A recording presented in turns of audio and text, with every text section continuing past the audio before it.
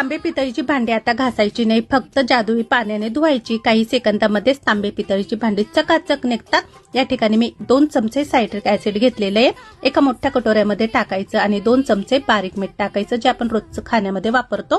त्यामध्ये 4 ते 5 ग्लास पाणी टाकायचं आणि हे सर्व पदार्थ विरघळून घेतल्यानंतर यामध्ये आपल्याला तांबे पितळीची भांडी धुवायची आहे। अशा प्रकारे मी इथे तांब्याचा गडवा घेतलेला आहे, तो फक्त पाण्यामध्ये असा फिरवला तर इथं तुम्ही बघू शकता तांब्यावरती बरेच डाग होते, तर हे सर्व डाग असे पाणी टाकताच निघून जातात। फक्त 2-3 सेकंदामध्ये जादुई पाण्यामध्ये तांब्या क्लीन झाला, चमकायला लागलेला आहे। या ठिकाणी आता एक मोठं तांब्याचं भांड घेतलेलं आहे। मोठी तांबे पितळीची भांडी घासायचं म्हटलं ना बराच वेळ जातो आणि हात पण काळे होतात, पण ह्या पाण्यामध्ये भांड धुतल्यानंतर वेळ पण वाचतो आणि आपले हात पण काळे होत नाही, हाताला कोणत्याही प्रकारची इजा होत नाही। अशा प्रकारे आपण तांबे पितळीची भांडी ना 1-2 सेकंदामध्ये छान अशी मस्त चमकवू शकतो। भांड धुतल्यानंतर स्वच्छ कापडाने पुसून घ्यावी।